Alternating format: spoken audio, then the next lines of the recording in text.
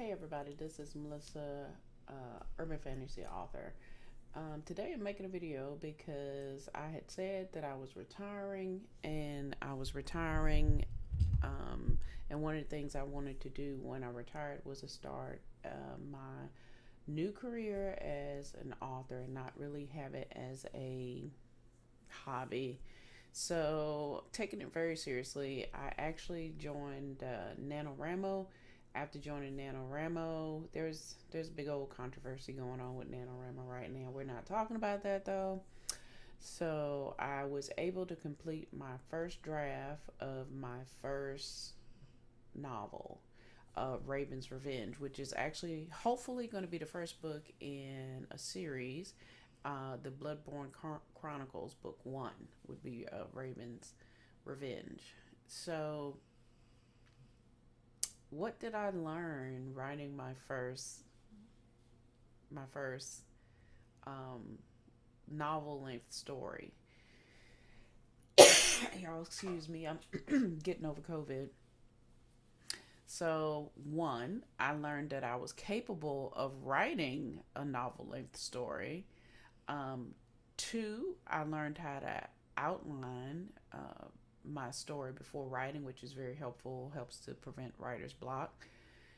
Three, I learned the outline that you start off with is not necessarily the outline that you end with, because in the process of writing, you come up with different ideas in the middle of writing your story. So I had to constantly change my outline, which was fine, made the story better. Four, I am an underwriter. Definitely need to work on my skills on that. I know that I don't have the description that I need. I know I've been reading and looking at videos of other writers, and they overly describe. I am not describing enough. And I need to learn. I mean, I know areas that I need to inject more emotion for my character. So that's definitely something that I need to do. But I'm doing what the advice that I was given, which is to take about 2 weeks off, don't touch it, and then go back to it and start your rewrite. So I also learned that now my family that lives with me, because they're constantly listening to me, so they know that the first draft is just the first step, and that there's a long road ahead if you want to get your manuscript slash novel um, to a point where you can actually publish it. But like, I talked to my mom and I told her I had finished the first draft, and so now she's like, "Oh, you're gonna sell it now? So like you're gonna be a millionaire?" So like, and I'm like, that's not how it works, Mom. I said, "This is, if you didn't listen, I said this was the first draft, which indicates there's gonna be a second and maybe even a third draft." Um, and then there's edits after that, and then there's beta readers, and then there's edits after that. And being that this is my very first novel length story that I'm writing, after I've gone through all of that, I plan on hiring a professional editor that's familiar with urban fantasy that can help edit that book for me before I even decide what I'm going to do with it next. But anyway, I learned a lot. I learned a lot with drafting my first novel length book. And I'm glad I did it. I'm glad that I used the NaNoWriMo, even though, like I said, there's a lot of stuff going on with it right now.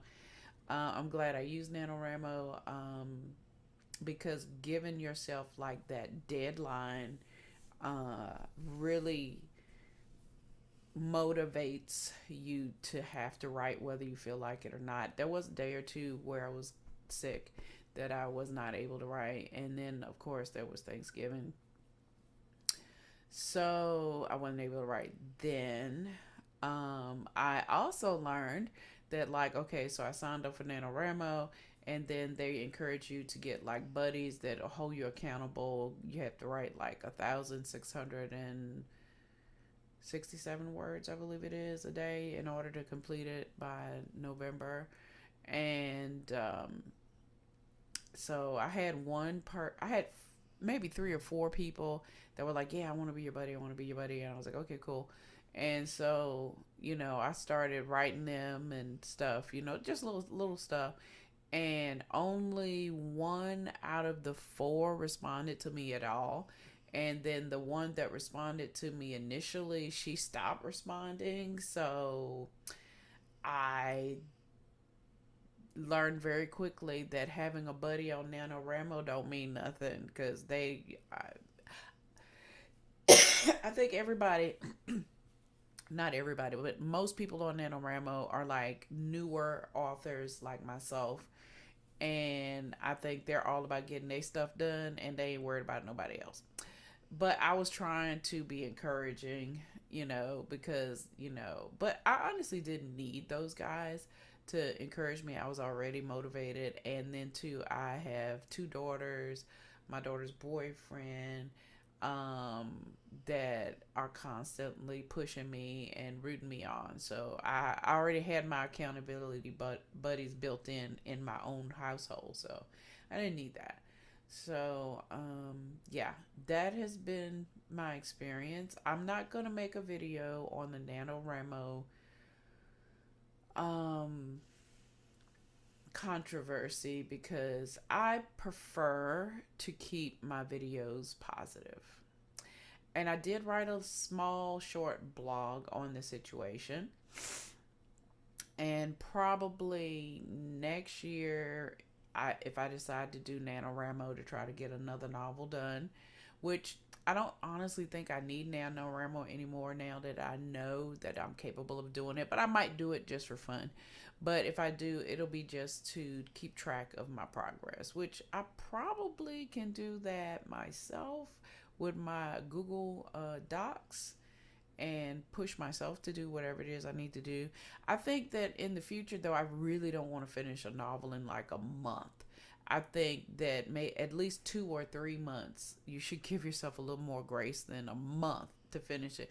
But now at least I know that if I'm pushed, I can finish a novel in a month. It's hard, but I can do it.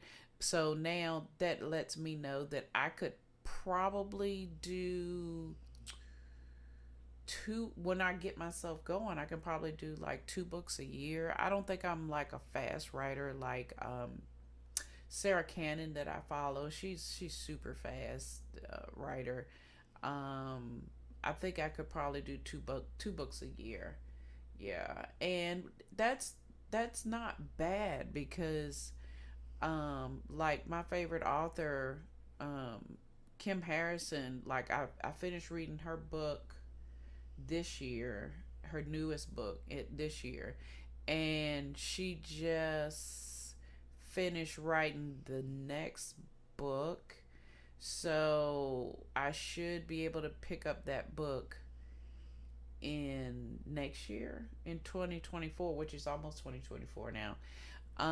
So she writes about 2 books a year, because, and how I know is because she has the Hollows book coming out, and then she has another book coming out next year as well, which I've already pre-ordered.